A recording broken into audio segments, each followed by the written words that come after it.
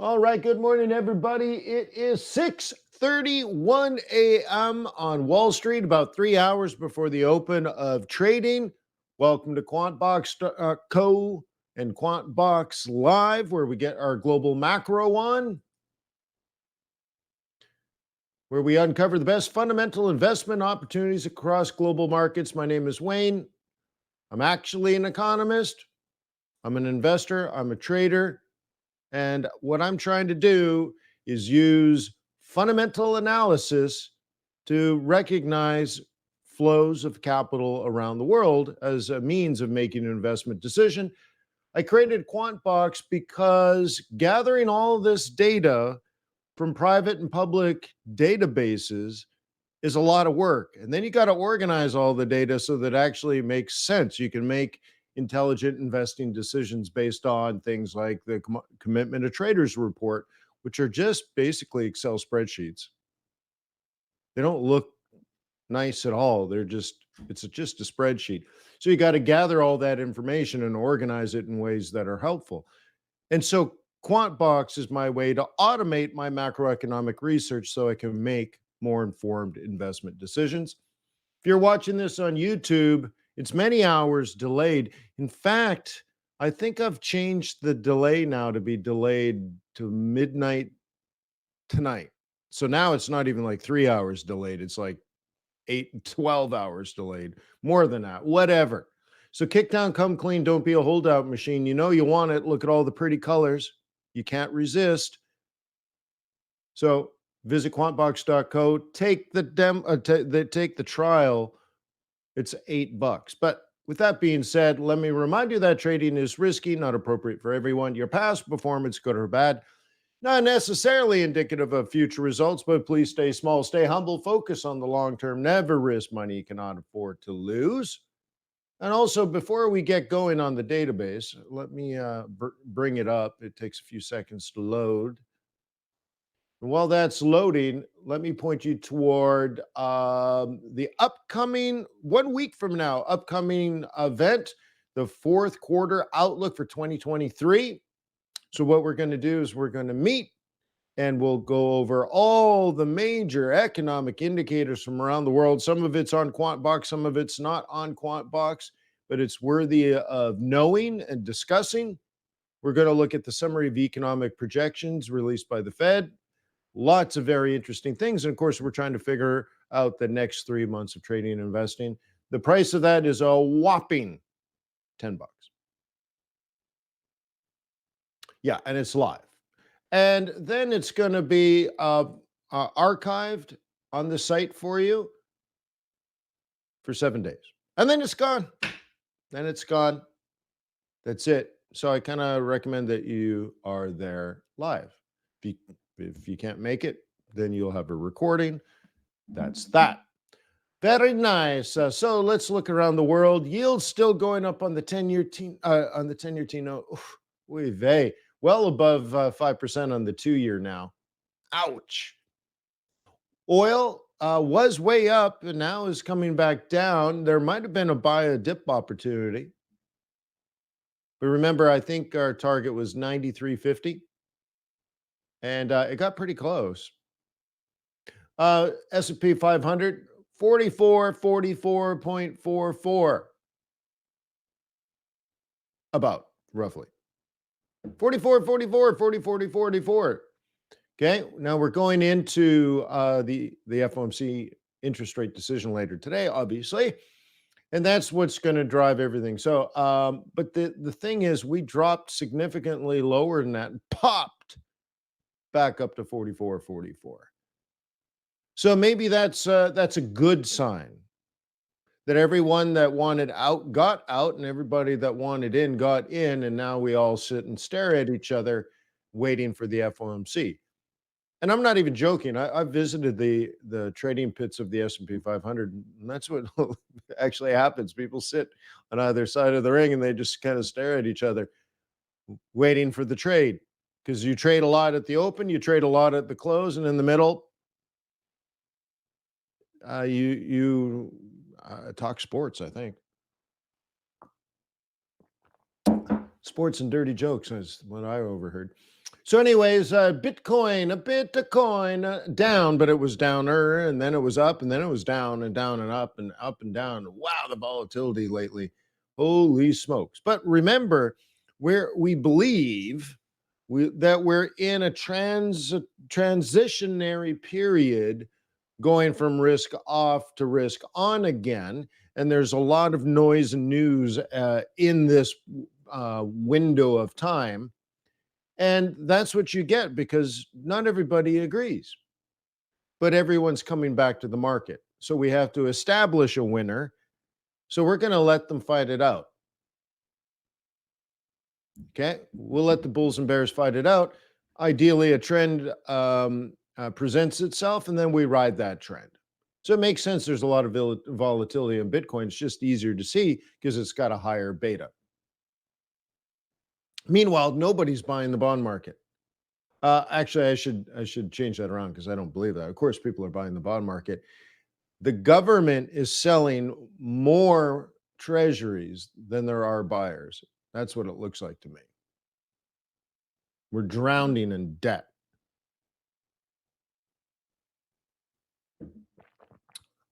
Going into big risk event today. Okay, nothing's changed. This is what it looked like 24 hours ago. Nothing's changed. Maybe it's that giant risk event coming up, huh? Yeah. Okay. I hope you're not over trading.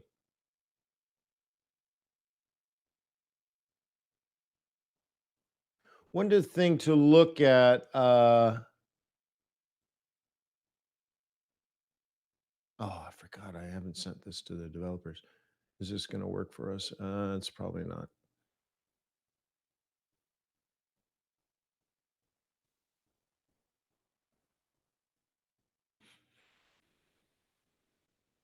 Anyways, inflation falling in the UK. Maybe I can do it this way. No, I messed it up. This one is the one I want.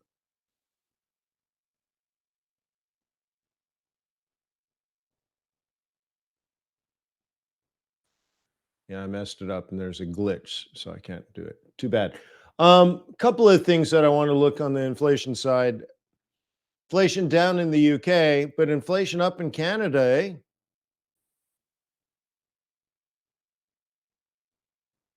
What's going on, Canada? Huh? Well, like everybody else, getting hit by oil prices and gasoline prices. Oh, Canada. So, anyways, it's tough. It's a tough gig. So, this is us sitting and waiting for the Fed. Now, as you know, I want the US dollar index to fall, and it's falling. So, good for me. I want the yen to fall. Good for me. I think Right? I think Switzerland wants its currency to fall, so now that's happening. It's been a long time. I know these are just shorter term indices, but it's been a long time for us to have all three of these funding currencies down at the same time on the third week of September on the Fed day. I'm like, that I mean, I'm telling you, this is the key turning day. This is the day, by the way.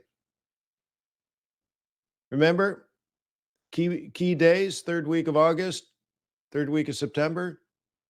Well, basically, what I'm meaning here, third week of September, I kind of mean like the Fed meeting. Okay.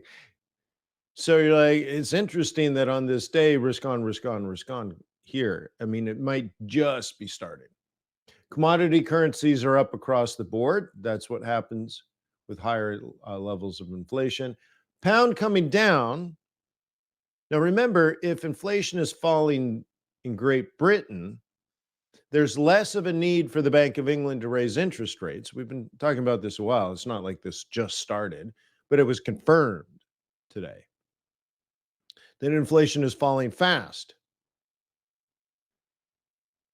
So Governor Bailey doesn't need to raise anymore. In particular, with negative GDP, they don't really want to raise anymore.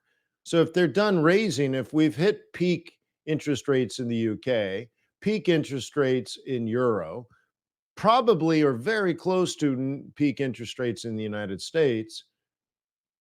Well, and some of these other like Canada and Australia pause, maybe they've peaked. Maybe this is it. Maybe there's one more by the Fed and we're done this entire cycle globally. Well, in that case, euro and pound comes down. They're not reserve currencies. One of them could have been, and one of them was, but they ain't now. And because they're not a reserve currency, when you stop raising interest rates, then what's next? Pause. And what's next after that? Most likely cut interest rates.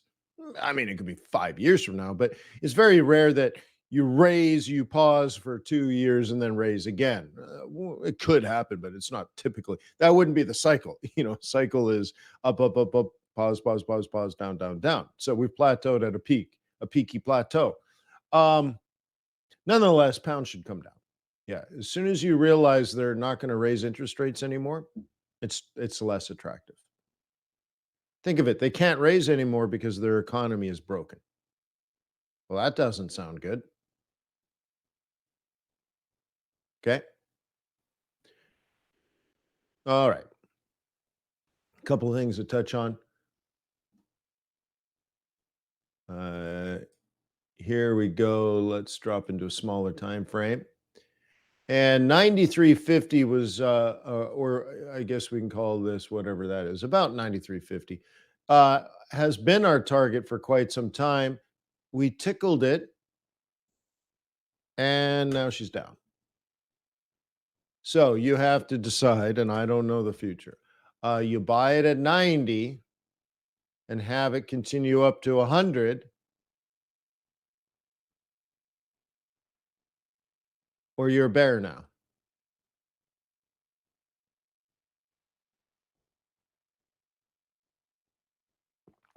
I would invite you to not think about it technically.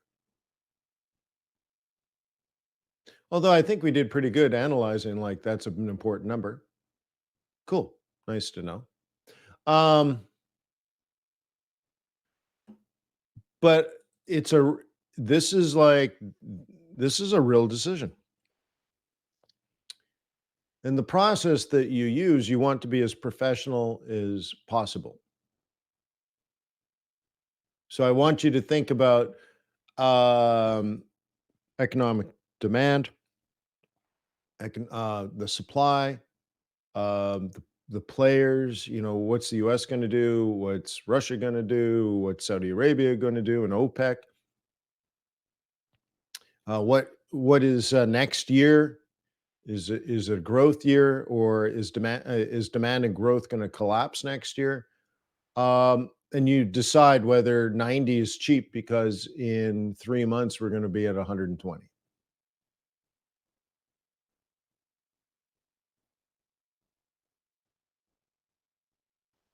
And QuantBox obviously can help with a lot of that.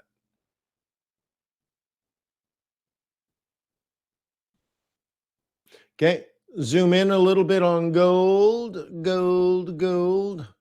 And my line in the sand that I drew yesterday is held beautifully. And maybe, should be, could be climbing.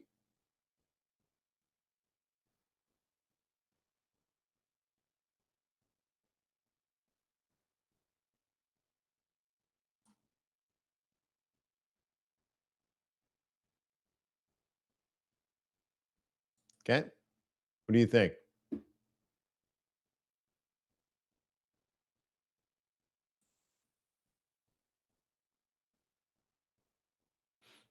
Okay, well, it's not collapsing now. Take a look at it from a higher time frame, and it's above the actual 21, and it's about the same as the predictive 21. Remember, when it's trading below the predictive 21, I get concerned. And we dipped down there, tickled the actual, and popped back up. Great. So this part of the plan is continuing. This part seems to be okay. And I've been in this trade now 1 month. From the third week of August to the third week of September. And it's just setting up. Many of you are trying to stay in trades longer. It's tricky, huh? Well, you got to try, is the thing. Yeah. Now, I played poker once, and I was in California, I think, San Jose. I was in San Jose, California, at a poker tournament, and a woman maybe or in her 30s was playing next to me, and so I broke out a conversation during a break, and I'm like, "What do you do?" And she's like, "I'm a forex trader." I'm like, I'm like, "Oh, that's cool, right on." And she told me, she's like, "Oh, well, I'm the third generation for our family office,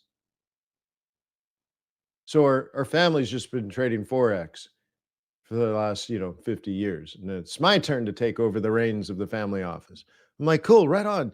So how many trades do you do a year? One.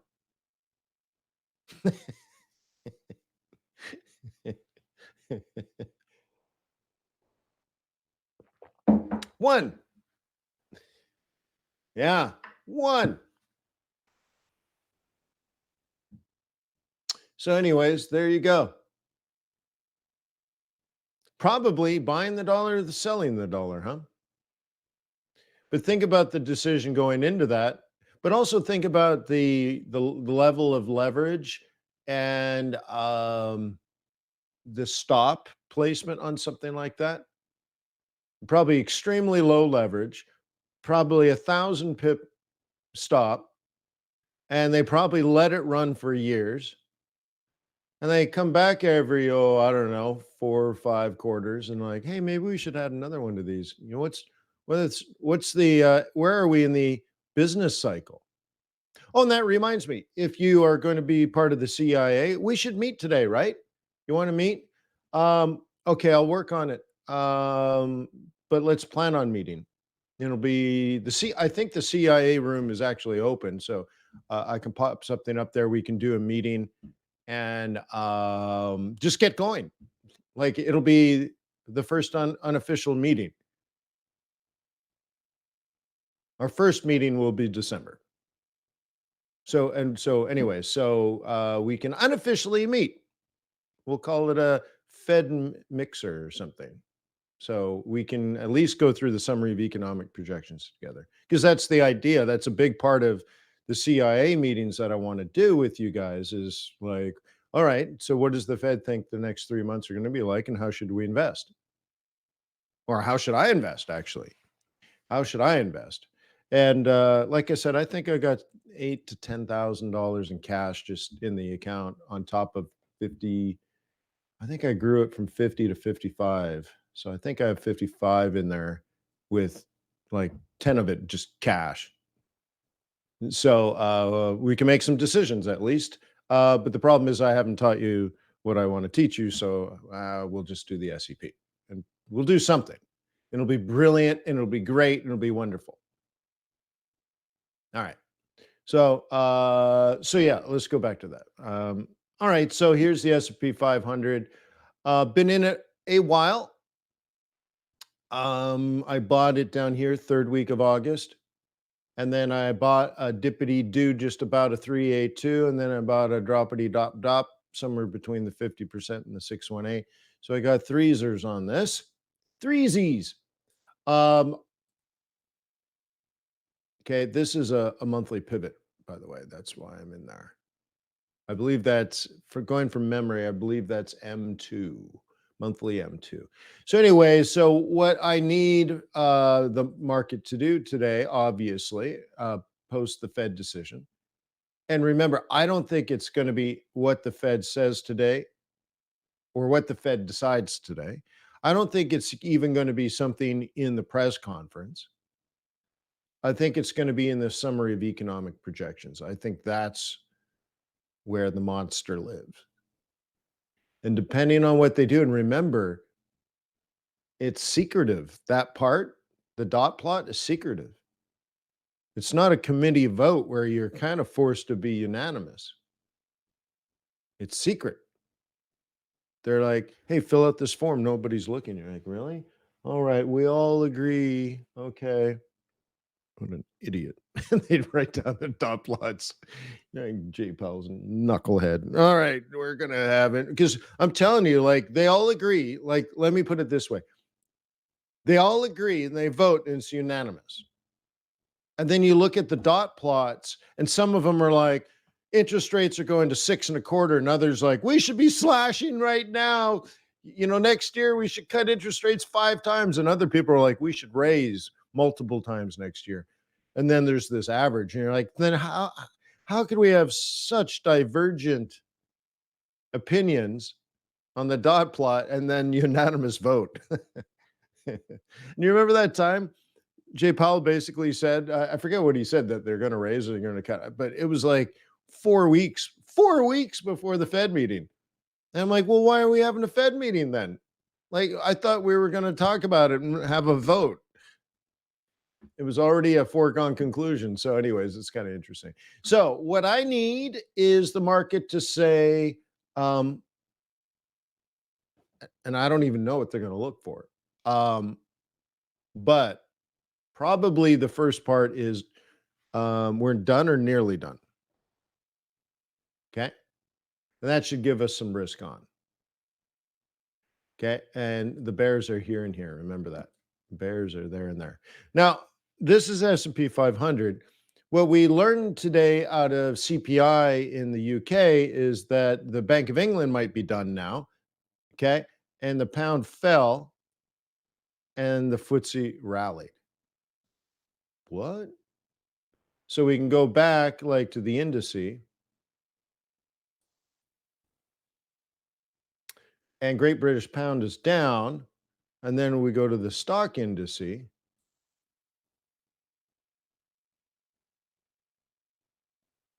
and FTSE, and look at the rally.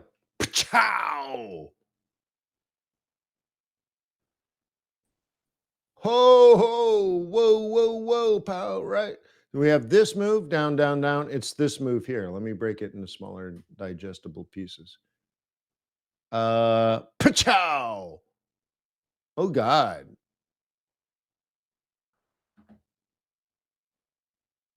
No more interest rate hikes. Money is not going to get more expensive. Well, that's good. Also, the value, if you're going to value this asset in terms of pound, and pound is worth less, okay, then then you need to pay more pounds. It's kind of like gold, right? Gold never changes value. An ounce of gold is an ounce of gold. So what changes? Usually, it's just simply the value of money. So, anyways, so the value of the pound is down. So if you want to, right, if you want to buy something in the FTSE, you just have to pay more pounds for it.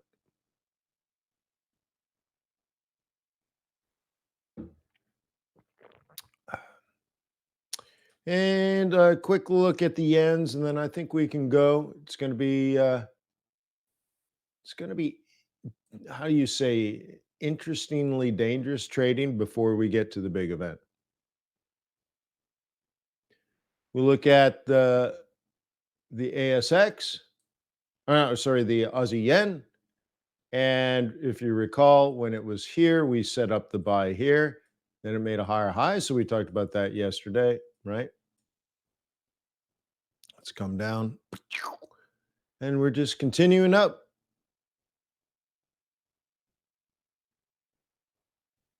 Last week, we were at 94, 93 and 94. Now we're at 95 and 96. Just going up. Okay. And that's the whole process. Okay. When does risk come back to the market? When it comes to seasonality, when does risk return to the market? Risk on. Third week of August. Okay. Up, up, up.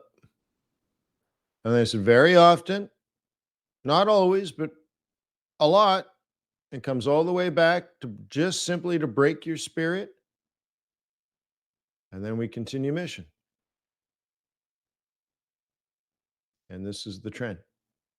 So I don't want you to be so focused on the last couple of days, the last few hours. I want you to see like this is a very basic, simple pattern. And you can anticipate when to be ready, willing, and able. Do you remember all those conversations being RWA? And sometimes we're just walking through the forest lost and we missed the simple, like, oh, it went up to resistance and then it came back. Right? Then it bottomed out somewhere else and now it's way up here. And it'll go up for a while. And at some point, there'll be some sort of pullback, but it might be, you know, it'll be choppy like this, but it might be 3 weeks before we get a reasonable pullback. And then what are you going to do? Right? You should be planning for that now. But I would caution, or I don't know what would the wording here. I would take this as an opportunity to remember this. Remember the bigger strategic patterns. That's where everything needs to start. And back when I taught myself how to trade, I found the more I did this, the more I oriented myself. And you might hear me mumble it out a lot. Okay, where are we? What's going on here? Where are we going? I'm right. I see it visually. I'm a visual person. So in that case, if I can see it in my mind, and I in my book I talk about my mind's eye. I literally see it in my mind. Therefore, if it starts to happen, I just might recognize it because I've seen it before. And this is why I say like post things on your wall. You're a bull, you're a bear, right? All this stuff because I want to be um, visual so that you don't miss a basic pattern like this.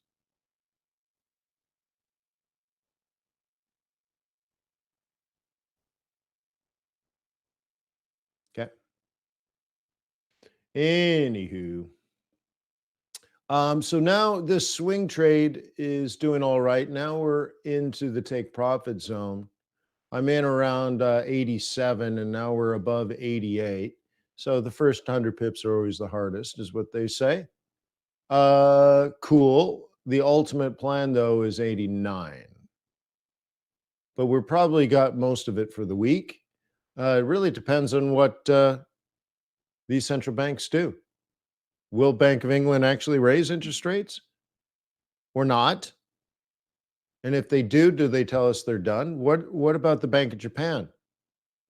What does the Fed do? What about the Swiss National Bank? Nobody cares about the Swiss National Bank. But anyways, there's big decisions on the table here. And I look at this technically and I'm like, this doesn't help me at all.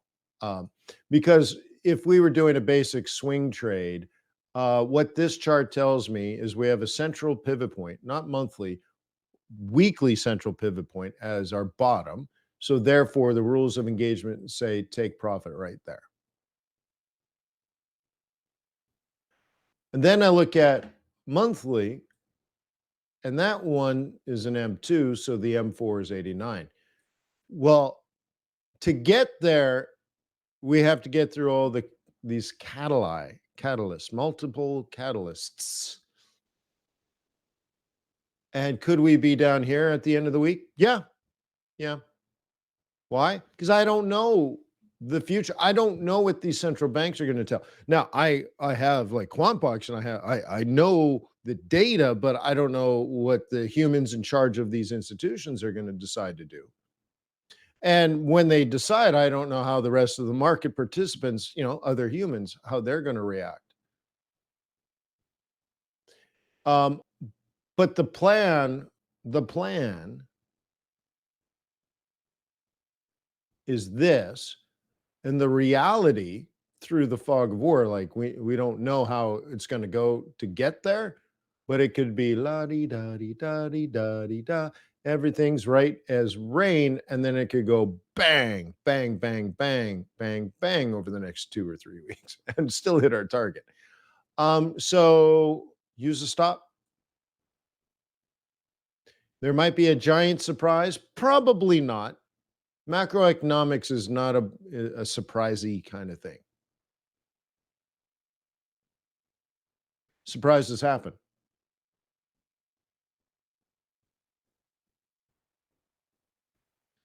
Yeah, and they're usually not good. I think there was a football coach yesterday riding his bicycle to practice, and now he's dead. Turns out cars and bicycles don't mix.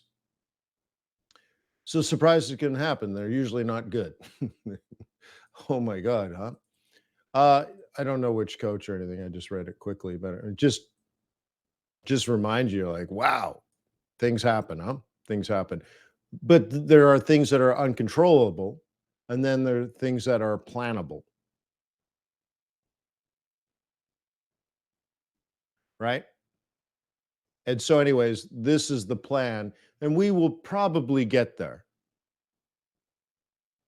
because we have studied the central banks. We have studied their policies. We kind of know what they want. So, for a deviation, it would have to be extraordinary news, like in Canada, actually. What was it? Core inflation went from 3 to 4. You're like, Wayne, that's only 1%. Well, when you're at 3 going to 4, that's a heck of a lot more than 1%. That's a lot of inflation in a very short amount of time. Holy smokes. Right? Somebody needs to get fired. Somebody. I mean, that's unacceptable. But anyways, nonetheless, there are surprises like that. But central banks are generally not a source of surprise. They're very slow and very deliberate. So, anyways, I look forward to an interesting trading day today and then the rest of the week, in particular tomorrow. I guess Friday could just be a relief rally day. Maybe it's just horrible until Friday, or maybe it all sets up next week. Uh, I don't know, but I have to be ready, willing, and able. I know what I intend to do, I'm well prepared. So, I feel really good and confident about that because even if it goes a different way than I expect, well, I will actively not trade. And trust me, it takes energy to not trade. Um, so anyways, I hope starting the fourth week of September, which is next week, we have beautiful, obvious trends. So all supported by central banking policies, and we're on a free and clear plan till November, December. Cool. And I look forward to that, taking that journey with you. So peace on earth. May the pips be with you. May your profits be above average. And again, if you're on my council of investment advisors, keep your eyes and ears open. I'll have to do smoke signals somewhere, somewhere, somehow. But we'll get together today. At the very least, we'll get together and do something today. Okay. And oh yeah, and for others, don't forget the sign up for the presentation. Where is it? Is it this one? Yeah, sign up for this one. I'll pop a link in here just in case. Okay. It's only a week away, so make sure you sign up for that. Peace on earth. May the pips be with you. May your profits be above average.